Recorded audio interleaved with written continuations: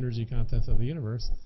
And we have these fundamental physics questions that we have to solve, but we know they're there. We know that there must be some answers to them.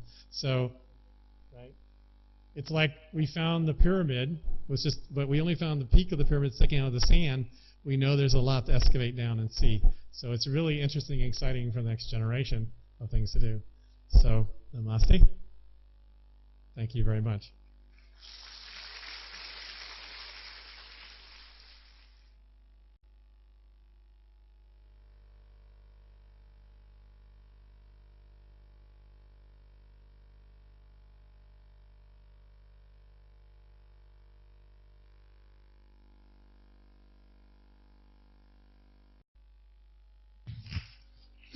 Thank you very much, Professor Smoot, for that fascinating story, tracing the history of the human attempt to understand the universe way back to Galileo. I had a lot more to tell you, but this is supposed to be a dialogue. I already ran over. This is supposed to be a dialogue. Okay. So we're going to welcome questions. And don't be shy. There's a lot of exciting stuff to talk about. I'm sure there are a lot of questions out there. But as I say, this a long history from the time Galileo using a very, very simple telescope looking into the sky and recognizing one or two planets at that time, to all the latest gadgets and instruments that we have that give us a much better view and understanding of the vastness of the galaxy. Now, anybody have a question?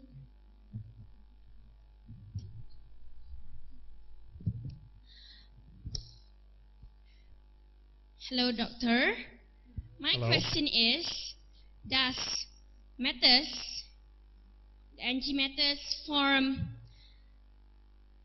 shortly after the Big Bang, or it takes time to form matters after the Big Bang? Can you say who you are, please? My name is Muhammad Adil. Well, thank you, Mohammed. That's actually a very interesting question. Usually I have it on this last slide when I list the important things that we want to talk about.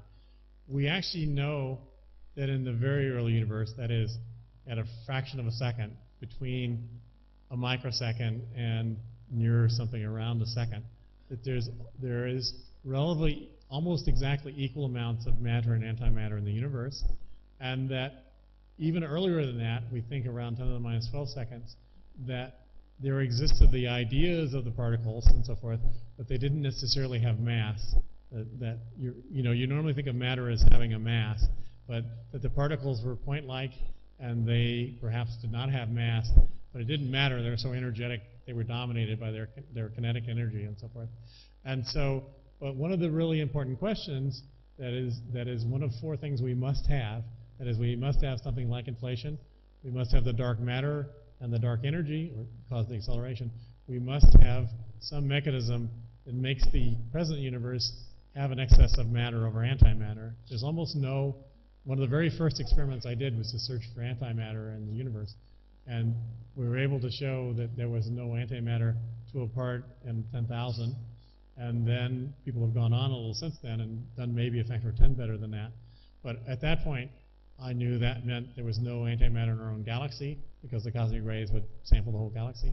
And you can look at clusters of galaxies, and the fact that if there was an anti-galaxy and a galaxy in a cluster, occasionally they would cross near each other and there'd be annihilation radiation. You would see that. So it meant the antimatter is tremendously separated. Now, it turns out to be an interesting problem. And Andrei Sakharov, who was the father of the Russian hydrogen bomb, but he turned conscientious protester and a human rights after that. He was put under house arrest. One of the problems he worked on was, how can you explain how there can be an excess of matter over antimatter, because he could work on that at home. And he put down four conditions that at the time seemed pretty fantastic, but now we believe are the correct conditions that you would have in order to explain how the early universe probably had identical amounts of matter and antimatter, but the current universe is almost all matter. And But it's a very interesting problem, and we don't know the true physical mechanism. But when we make these models of the universe, we put in by hand that at the time, somewhere at a tiny fraction of a second, a mechanism takes an imbalance of a part in a billion, just a tiny, it's between a part in 100 billion and 1 billion, makes a tiny imbalance in the amount of matter and antimatter, and we're the relic, we're the residual, right? We're like the soap at the edge of the bathtub after a bath. That's what's left over. But if we didn't have that excess, we would be more rare than gold. The ordinary material would be more rare than gold in the world. And so it's a very pressing problem. It's one of the 4 things we have to have. There are another 4 things that I list which we are motivated to think might exist or might not exist, like extra dimensions, but we don't have to have them to make what we see yet. That means we have to do more searches and see more things.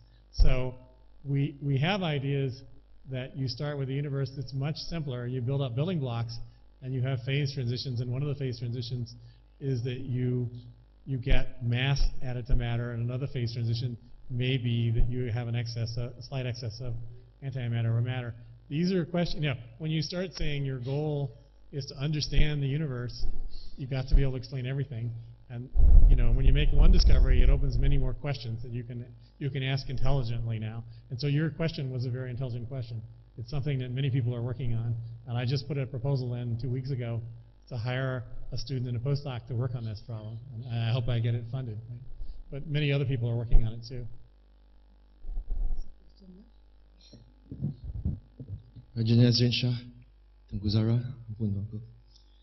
Ladies and gentlemen, Assalamualaikum warahmatullahi wabarakatuh. My name is Ferry Soma. I'm the president of Pertubuhan Profesion Melayu dan Pewaris Bangsa Perwaris.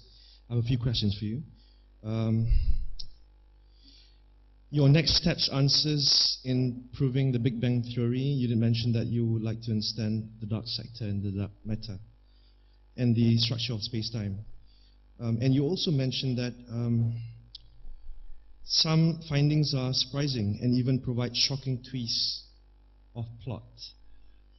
I hope you could share some of these findings with us. Right. Second question is, what would be the impact? How can I remember? Okay. You need to give me your notes so I can remember the questions. But okay, yes. Please proceed. All right. So I shared one thing that was very shocking twist, which was to realize that the universe started to accelerate its rate of expansion. Everyone knows gravity is attractive, right? If I drop if I take my laser pointer and I drop it, it goes down, right? It falls down. It always falls down. You never let go of anything, it goes up, except maybe a hydrogen balloon or something. And there you understand it being the air is falling below it because the air is heavier than the balloon, right? But if I threw this in the air, you expect for it to go in an arc, right? And eventually come back down. Or if I throw it hard enough, it might escape the Earth, but it continues to slow down. It doesn't slow down as much as it gets further away. But what we see for the universe is the universe has started to slow down. During all that time it was slowing down, that's when the galaxies and the stars were forming, and the cosmic web was forming.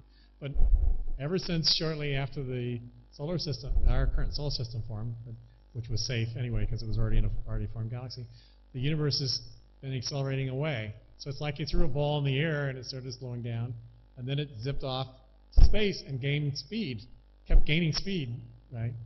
That tells you gravity has changed, right? Or the forces on it have changed, that it is a tractor beam or something, right? Some new element in there. And that's what's happened to the universe. That's if you think about it, that's totally contrary to your experience.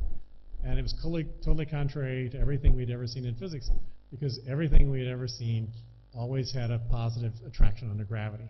That's why, even though gravity is a very weak force, it's able, compared to the electrostatic forces that hold your body together, it's almost 40 orders of magnitude. That is 1 followed by 40 zeros times smaller strength, and yet you're held on the Earth. And that's because everything on the Earth, every atom, every nuclei on the Earth, is pulling you the same way, towards the Earth. And everything in your body is being pulled towards the Earth, whereas you have equal amounts of positive and negative charges, so the electrostatic forces from the Earth are very small. So gravity is enough to calculate what's going on. And every experiment, everything we had measured, then had always shown us that gravity was attractive. We have very precise measurements of the solar system and everything else.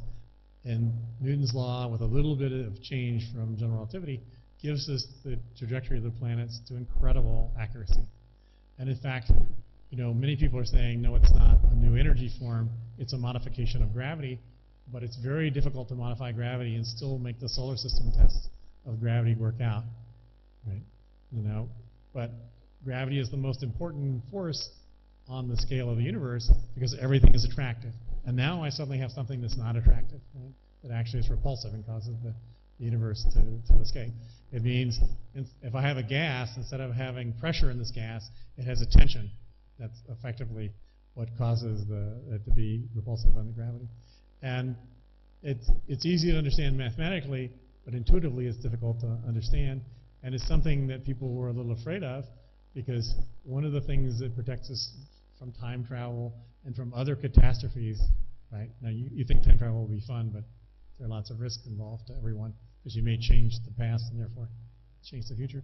We're protected from that because we don't have things that behave other than, they all have the positive energy condition, that they're all attractive under gravity. In order to build a time machine, you need something that violates that.